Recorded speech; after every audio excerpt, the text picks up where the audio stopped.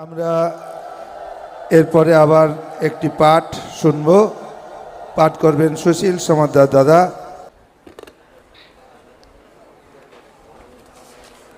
শ্রী গুরুজয়। উপস্থিত ভক্তমণ্ডলী, উপস্থিত মাতৃমণ্ডলী, উপস্থিত ভদ্রমণ্ডলী, সকলকে আমার শ্রী গুরুজয় সম্ভাষণ। উপস্থিত আমার প্রাণের আরাধ্য দেবতা, তার আতুল চরণে শত সহস্র কোটি প্রণাম। আমার পাঠের বিষয়বস্তু হল শ্রীগুরু সংঘ প্রতিষ্ঠিত সত্য সেবা নীতি ধর্ম, তার প্রথম স্তম্ভ হল সত্য। আমার পাঠের বিষয়বস্তু সত্য। সত্যের মর্যাদা রক্ষা করিতে শ্রী ভগবান সতত ব্যস্ত, যাহার ইচ্ছা সাধু শ্রী ভগবান তাহার সহায়। সত্য অবেম মহাবলম, সত্যই মহাবল, যাহারা সত্যকে অবলম্বন করিয়া সৎ পথে চলে, বিজয় মাল্য তাহাদেরই ভাগ্যে জোটে। আর যাহারা অসৎ পথে অবলম্বন করিয়া কলুষিত জীবন যাপন করে, তাহাদের পরাজয় নিশ্চিত। অতএব তোমরা সত্যকে অবলম্বন করিয়া সৎ পথে চলো এবং স্বাবলম্বী হইয়া জীবন সংগ্রামে অগ্রসর হও। তোমাদের জয় অবশ্যম্ভাবী। সত্যই একমাত্র ধর্ম। সত্যের ভিতর শ্রী ভগবান আছেন। সত্য ছাড়া অন্য কোথাও ভগবান থাকে না। সত্যই হলো ভগবান। সত্যই সাধনাই হলো তপস্যা। জগতে যা কিছু শ্রেষ্ঠ কাজ, তার মূল সত্য। সত্যের চেয়ে বড় আর কিছু নেই। সত্য চিরদিন আছে, থাকিবে। একমাত্র শ্রীহরির নাম সত্য। সত্যের জয় চিরদিন। কাজেই তোমরা সত্যের উপর প্রতিষ্ঠিত হও। সত্য যে কাজের গোড়ায় থাকবে, সে কাজ অক্ষয় এবং অক্ষয় শান্তি দান করবে।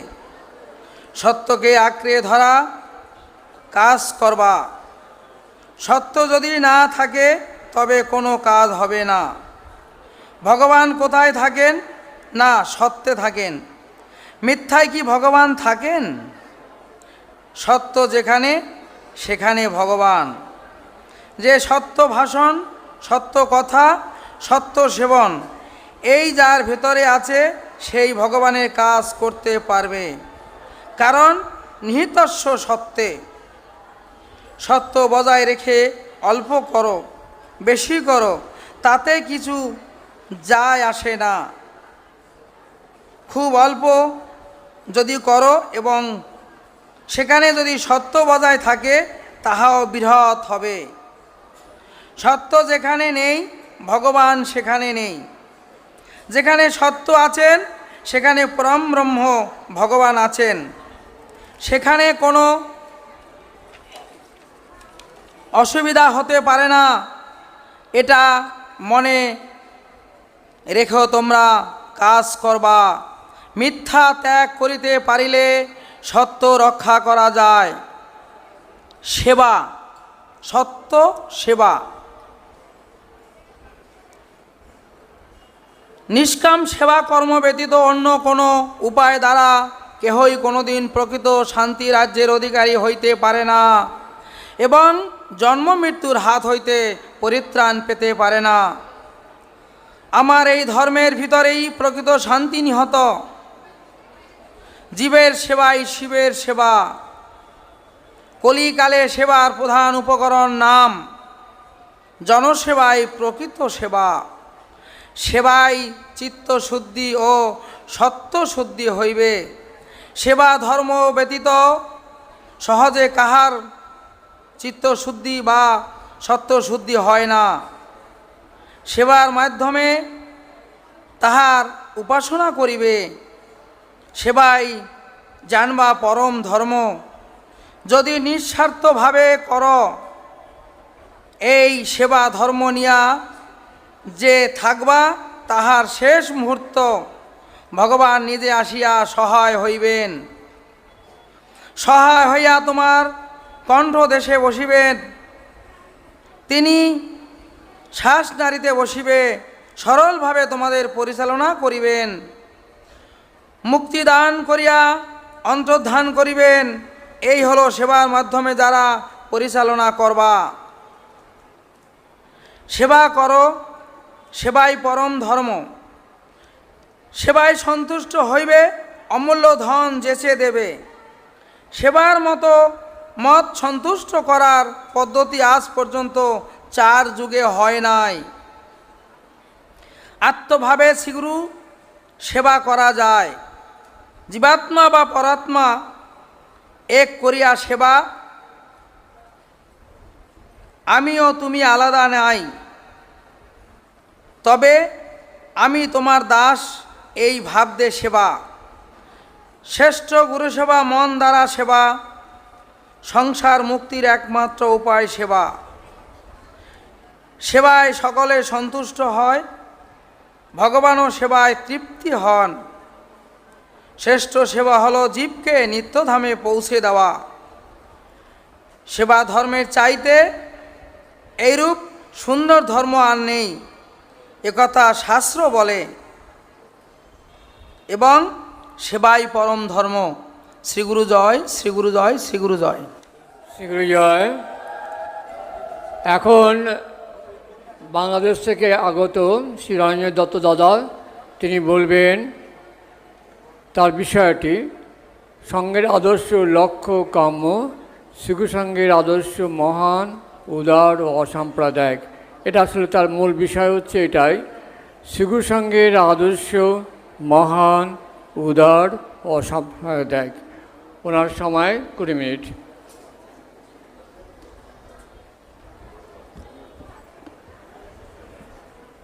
শ্রী গুরু জয়। গুরুর কৃপাহিকে বলাম। আজকে 39তম ভক্ত সম্মেলনের মঞ্চে পুষ্পসিংহাসনে আসেন আমার পরমদেবতা প্রাণের ঠাকুরের আতুল চরণে ভুলণ্ঠিত শতকোটি প্রণাম জানাচ্ছি। প্রণাম জানাচ্ছি পরম গুরুর আতুল চরণে, সঙ্গপতিকে ও বৃন্দাজিকে। মঞ্চে উপস্থিত রয়েছেন আমাদের শ্রদ্ধ সন্ন্যাসীবৃন্দ, ব্রহ্মচারীবৃন্দ ও বিভিন্ন আশ্রম থেকে আশ্রম অধ্যক্ষবৃন্দ। আর আমার সম্মুখে রয়েছে পরম সৌভাগ্যবান সৌভাগ্যবতী যে আজকে 39তম ভক্ত সমাজেরা উপস্থিত হতে পেরেছেন, সেই আদ্যার শক্তি রূপিণী মায়েরা, বোনেরা ও আমার প্রাণপ্রিয় গুরুভ্রাতা সকলে আমার শ্রেণীভেদে শ্রদ্ধা, ভক্তি, প্রণাম ও শ্রীগুরুজয় সম্ভাষণ গ্রহণ করুন। প্রথমে একটি কথা বলতে চাই, সেটি হচ্ছে আমরা পরম সৌভাগ্যবান যে গুরু কৃপা করে আজকে আমরা এই পুণ্যভূমিতে নাকতলা আশ্রমে আমরা 39তম ভক্ত সম্মেলনে আমরা উপস্থিত হতে পেরেছি। একটু পিছনে লক্ষ্য করে দেখবেন যে অনেকেই এই সম্মেলনের জায়গার স্বল্পতার কারণে কাঠ সংগ্রহ করতে পারেনি। এছাড়াও অনেকে কাঠ সংগ্রহ করেও তারা বিভিন্ন কারণে আসতে পারেনি। সেই দিক থেকে আমরা কত সৌভাগ্যবান, আমরা উপস্থিত হয়েছি। তাই ভক্ত সম্মেলনের যে বিধি বিধান নীতি রয়েছে, একটু ধৈর্য, আমাদের জায়গার সংকুলান কম, একটু ধৈর্য ধরে আমরা যাতে সুন্দরভাবে এই যে উদ্দেশ্যে এসেছি যেন সুন্দর সফলতা অর্জন করে। শ্রীগুরু জয়। আজকে আমরা শ্রীগুরু সঙ্গের যে আদর্শ মহান, ধর্ম উদার, লক্ষ্য, এই বিষয়ে একটু আলোকপাত করার চেষ্টা করব। সঙ্গ শক্তি কলযুগে, কলিযুগের ধর্ম হচ্ছে সঙ্গ শক্তি। তাই আমার প্রাণের ঠাকুর চিন্তা করে তিনি দৈববাণীতে প্রাপ্ত হয়ে আমাদের উদ্ধারের জন্য তিনি 1352 বঙ্গাব্দের 13ই ভাদ্র তিনি আমাদের জন্য এই বটবৃক্ষ সম আমাদের শ্রীগুরু সংঘ প্রতিষ্ঠা করলেন। তিনি শ্রীগুরু সংঘ প্রতিষ্ঠা করে তিনি থেমে থাকেননি এবং সেই শ্রীগুরু সংঘের মধ্যে তার প্রাণ প্রতিষ্ঠা করলেন এবং এই শ্রীগুরু সংঘ কীভাবে পরিচালিত হবে এর জন্য তিনি নববিধানও প্রবর্তন করলেন। নববিধান প্রবর্তন করে তিনি যে প্রথম বিধান আমাদেরকে দিলেন, সেই বিধানটি যদি আমরা নিবিড়ভাবে উপলব্ধি করি এবং সেই যে প্রথম বিধানে যা রয়েছে তার মধ্যে শিশু সঙ্গের শিষ্য ভক্ত এবং আমাদের যে সঙ্গসেবী যারা রয়েছি সকলের করণীয় সম্পর্কে তিনি এখানে একদম কয়েকটি বাক্যের মধ্যে তিনি প্রকাশ করে গিয়েছেন।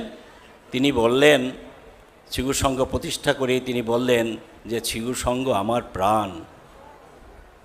শিশু সঙ্গের জন্য যে প্রাণ দিবে আমি তার জন্য প্রাণ দেব। শিশু সঙ্গকে বাঁচাই রাখাই হচ্ছে শিষ্যের শিষ্যত্বের লক্ষণ। আর বললেন, শিশু সঙ্গকে ভালোবাসিতে না পারিলে আমি তাকে কি করিয়া শিষ্য মনে করতে পারি। আপনারা যদি নিবিড়ভাবে আমরা এই 4টি বাক্য বা 5টি বাক্য যদি আমরা উপলব্ধি করি, বিশ্লেষণ করি, তাহলে শিশু সঙ্গের প্রতিষ্ঠার যে তার সুপ্ত বাসনা এবং কি উদ্দেশ্য নিয়ে শিশু সঙ্গ প্রতিষ্ঠা করেছেন তাহা আমরা ভালোভাবে আমরা পাইতে পারি। তাই আমি সকলের কাছে আমি বিনীতভাবে নিবেদন করছি যে শিশু সঙ্গের বড় সৌভাগ্যের পরে, পরজন্মের সৌভাগ্যের ফলে আমরা শিশু সঙ্গে আশ্রয় গ্রহণ করেছি। তিনি কৃপা করে আমাদেরকে আশ্রয় দিয়েছেন। যে উদ্দেশ্য নিয়ে আমরা শিশু সঙ্গে আশ্রয় গ্রহণ করেছি সেই উদ্দেশ্য যেন আমরা সুষ্ঠু সুন্দরভাবে বাস্তবায়ন করতে পারি, সেই আমাদের গুরুর কাছে আমাদের প্রার্থনা। তাই নিয়ে শ্রী শ্রী ঠাকুর শিশু সঙ্গ প্রতিষ্ঠা করে তিনি সত্য, সেবা এবং নীতি ধর্ম এই 4টি স্তম্ভর উপর শিশু সঙ্গে প্রতিষ্ঠা করলেন। এবং এই 4টি যে স্তম্ভ হচ্ছে আমাদের শান্তির বাণী।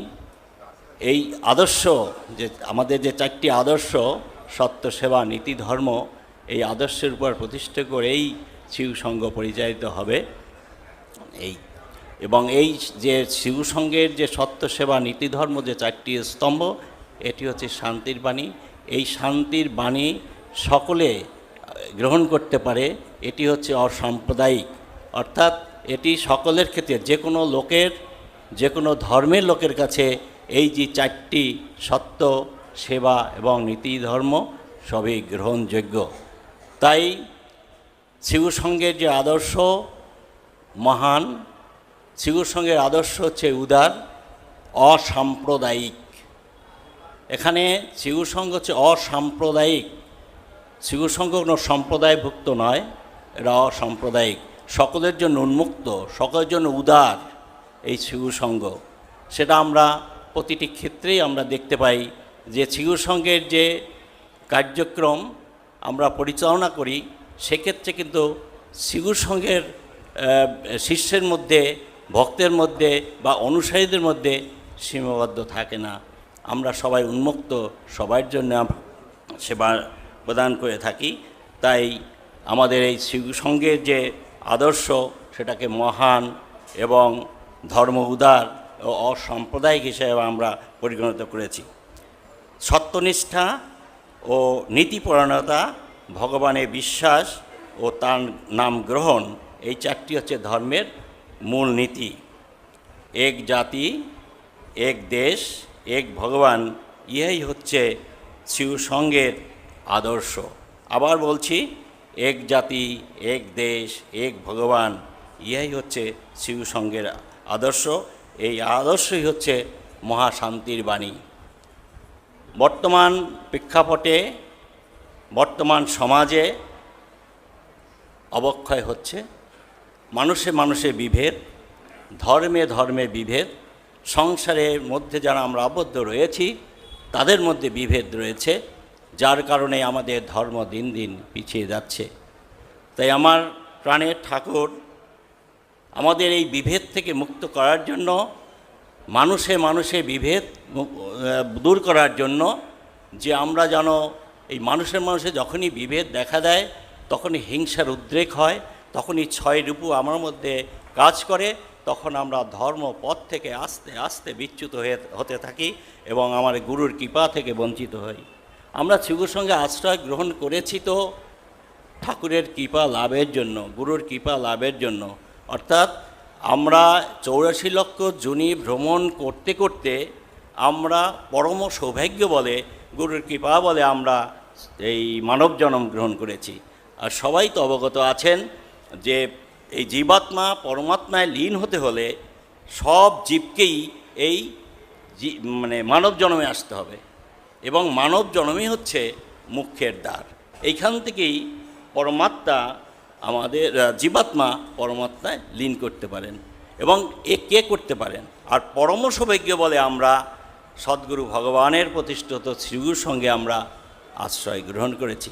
তাই ঠাকুরের যে বিধিবিধান, শ্রীগুরুর সঙ্গে যে বিধিবিধান, যে আদর্শ উদ্দেশ্য যা রয়েছে, সেইটি যদি আমরা নির্বিচারে পালন করতে পারি, তাহলে কিন্তু আমাদের এই জন্মেই আমরা মুক্তি লাভ করতে পারবো, মোক্ষ লাভ করতে পারবো।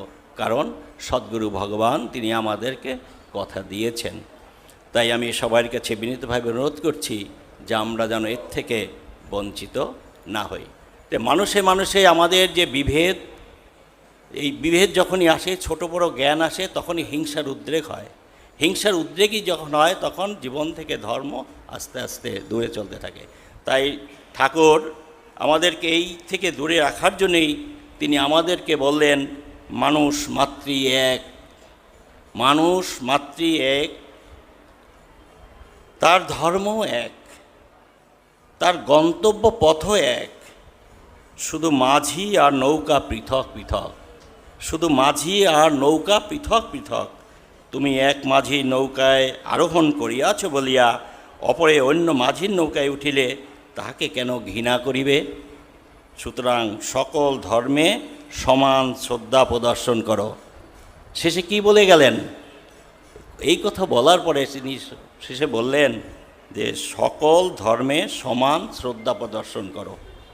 অর্থাৎ এই পৃথিবীতে যত ধর্ম সৃষ্টি হয়েছে, যত ধর্ম প্রযাজক যাজক যারা ধর্ম সৃষ্টি করেছেন, সবই সত্য। তারা বিভিন্নভাবে তারা উপাসনা পদ্ধতি বিভিন্ন তারা প্রচলন করেন, কিন্তু ঠাকুর আমরা যারা শ্রীগুরুর সঙ্গে আশ্রয় গ্রহণ করেছি, শ্রীগুরুর সঙ্গে আমরা বিশ্বাস স্থাপন করেছি, তাতে ঠাকুর বললেন সকল ধর্মে সমান শ্রদ্ধা প্রদর্শন করো। তুমি এক পথ থেকে হাঁটতে চলেছ, সেখানে যেটি মন্দির পড়ে নমস্কার দিতে হবে, মসজিদ বলে তোমাকে সেখানে নমস্কার করতে হবে, শ্রদ্ধা করে, গির্জা পাগোডা যেখানেই তুমি যাবে সেখানেই গুরু ভগবান রয়েছে, সেখানেই তোমাকে শ্রদ্ধা প্রদর্শন করতে হবে।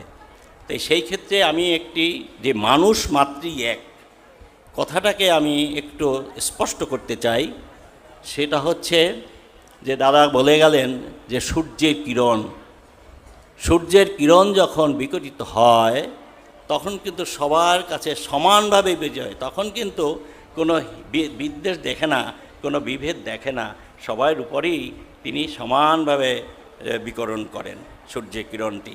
সেখানে হিন্দু, মুসলিম, বৌদ্ধ, খ্রিস্টান, শত জীবকুল সবাইকে কিন্তু সমানভাবে সূর্য বিকৃত হয়। তারপর আরেকটি যদি সুস্পষ্ট প্রমাণ যদি আপনারা দেখতে চান, আমরা যদি আলোচনা করি তাহলে বুঝতে পারবো যে জলের ধর্ম হচ্ছে পিপাসা নিবারিত করা, পরিষ্কার করা। তাই জলের কাছে যখন যে কোনো ধর্মের লোক, যে কোনো জাতি, ছোট বড় যেই হোক, জলের কাছে যার তৃষ্ণা পায়, সে যদি জল গ্রহণ করে তাহলে কিন্তু তার তৃষ্ণা নিবারিত হয়। যদি পরিষ্কারের মানুষ নিয়ে যদি সে জলের কাছে পরিষ্কারের জন্য যায়, সেই জল কিন্তু তাদেরকে পরিষ্কার করে দেয়।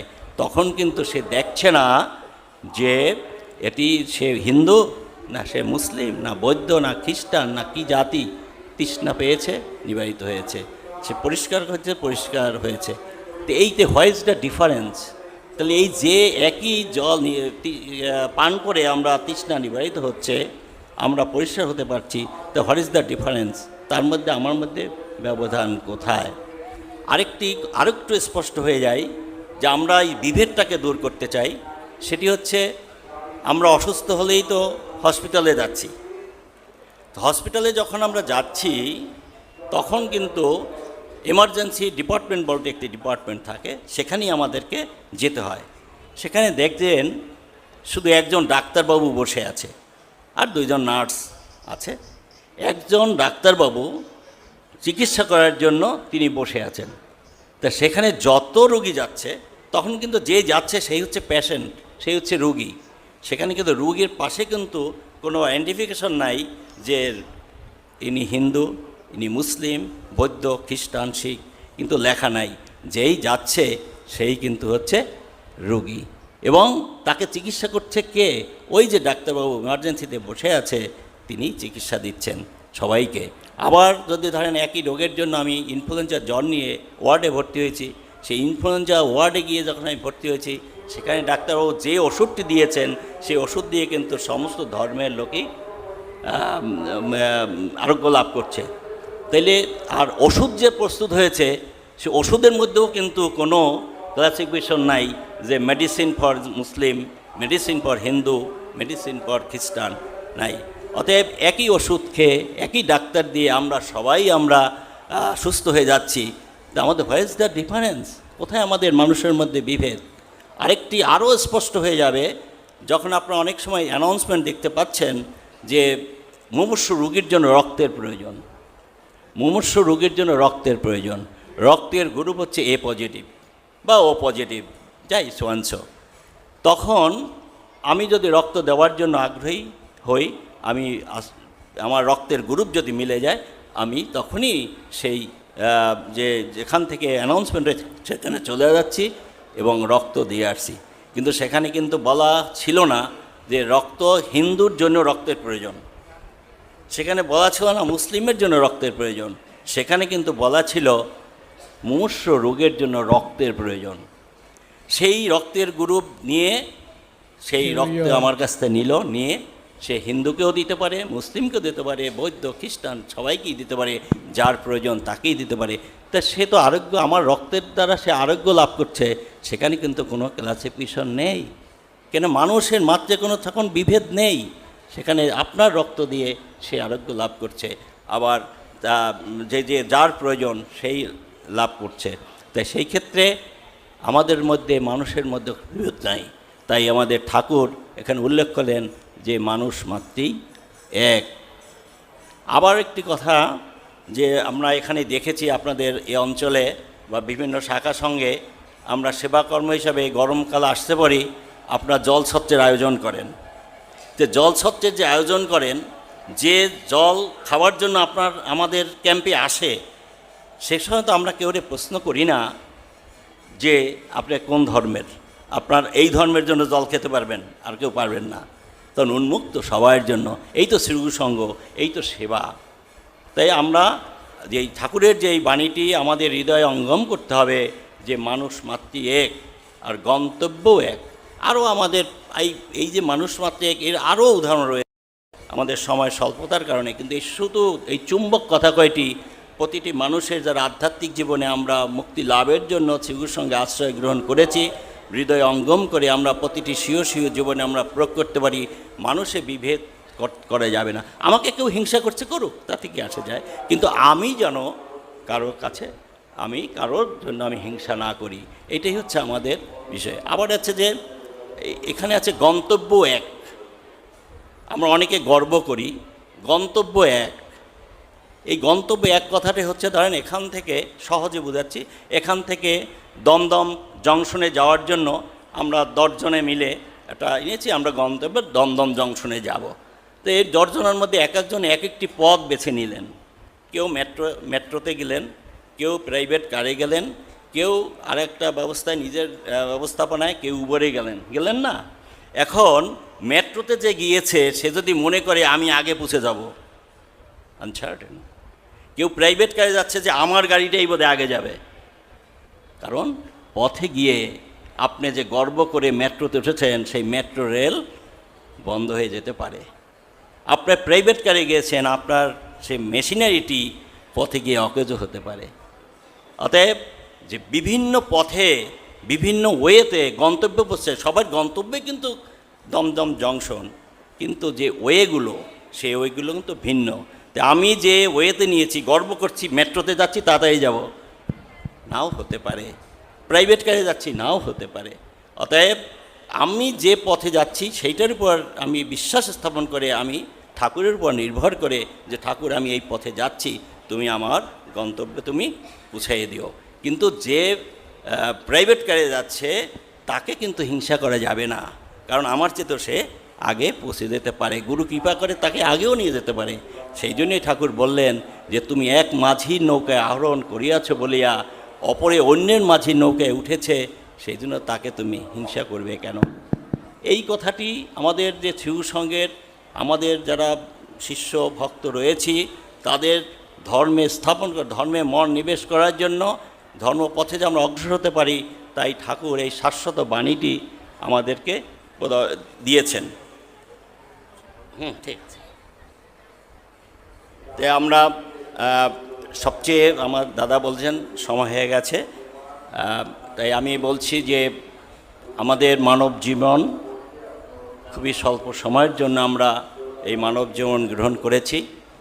তো মানব জন্ম যেহেতু গ্রহণ করেছি, আমরা যেন প্রতিটি গুরুভ্রাতা ভগ্নী এই শ্রীগুরু সঙ্গের আদর্শ আমরা গ্রহণ করে আমরা যেন এই জন্মেই আমরা মুক্তি লাভ করতে পারি, সেই আমাদেরই। আর যতদিন আমরা এই পৃথিবীতে যত মুহূর্তের জন্য কোন সময়ে এসেছি, ঠিক আছে, সময় নির্ধারিত আছে, কিন্তু কখন কোন মুহূর্তে আমরা পৃথিবী ছেড়ে চলে যাব তারা কিন্তু আমরাই কেউই জানি না। Uncertain, any time any moment আমরা চলে যেতে পারি। তো যতদিন আমরা এই পৃথিবীতে বেঁচে আছি ততদিন সত্যনিষ্ঠভাবে, ন্যায়পরণতভাবে মানুষের মধ্যে বেদে হিংসা, কাম, ক্রোধ, লোভ, মোহ, মদ, মাৎসর্য 6 রিপুকে বিসর্জন দিয়ে গুরুর বাক্য নির্বিচারে পালন করে আমরা যেন সেই শাশ্বত ধামে যেন ঠাকুর আমাদেরকে পৌঁছে দিতে পারেন। আর একটি মন্ত্র সবসময় আমরা সবাই ধারণ করব, ধ্যানমূলং গুরুর মূর্তি, পূজামূলং গুরুর পদম, মন্ত্রমূলং গুরুর বাক্যং, মোক্ষমূলং গুরুর কৃপা। গুরুর কৃপা লাভের জন্য এসেছি, তাই ধ্যানমূলং গুরুর মূর্তি আমরা সবসময় গুরুর মূর্তি ধ্যান করব, পূজামূলং গুরুর পদম, সবসময় গুরুর পদ, আর মন্ত্রমূলং গুরুর বাক্যং, ঠাকুরের যে বাণী নির্বিচারে আমার বাক্য তোমাদেরকে পালন করতে হবে, তাই এই মন্ত্রটি, আর মোক্ষ উদন কৃপা, তাই ঠাকুরের মোক্ষ আমরা লাভ করতে পারবে। সকলের মঙ্গল হোক, সবাই ভালো থাকবেন, শ্রীগুরু সঙ্গের জয় হোক, সকলে জয় হোক। শ্রীগুরু জয়, শ্রীগুরু জয়, গুরুর কৃপা হাইকে বলম।